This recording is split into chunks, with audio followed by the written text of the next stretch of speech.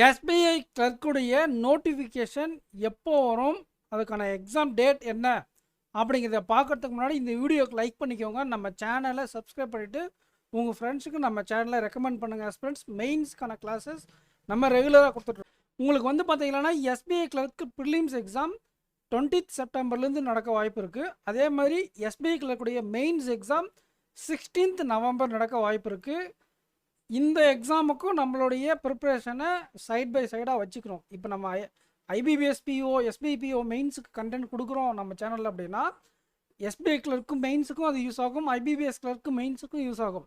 RRB மட்டும்தான் இதை விட நம்ம கொடுக்கக்கூடிய லெவலை விட கொஞ்சம் லெவல் கம்மியாக இருக்கும். அது நமக்கு டிசம்பருக்கு அப்புறம் தான் வர்றதுனால நம்ம அதை லேட்டராக பார்த்துப்போம். இப்போதைக்கு நம்ம கொடுக்கக்கூடிய மெயின் செக்ஷன் இந்த 4 எக்ஸாமுக்கும் யூஸ் ஆகும் friends. IBPS PO, IBPS clerk, SBI PO, SBI clerk, இந்த 4 எக்ஸாமுக்கும் இது கண்டிப்பாக உங்களுக்கு யூஸ் ஆகும்.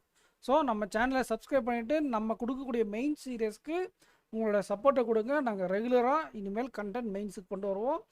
கண்டிப்பாக இந்த மெயின் சீரியஸை நீங்கள் ஃபாலோ பண்ணுறதுனால உங்களுடைய ஸ்கோர் நிறைய பூஸ்ட் ஆகும். உங்களுக்கு அஃபேர்ஸ் கிளவுடில் அண்டு ஸ்மார்ட் கிடா அப்புறம் எக்ஸாம் ஐடியில் உங்களுக்கு பேக்கேஜ் வேணால் AK10 அப்படிங்கிற கூப்பன் கூட யூஸ் பண்ணிக்கோங்க. உங்களுக்கு மேக்ஸிமம் டிஸ்கவுண்ட் கிடைக்கும். பர்ச்சேஸ் பண்ணக்கூடிய லிங்க் கமெண்ட் செக்ஷனில் வச்சுருக்கேன். Thank you friends. நெக்ஸ்ட் வீடியோவில் மீட் பண்ணலாம். தேங்க்யூ.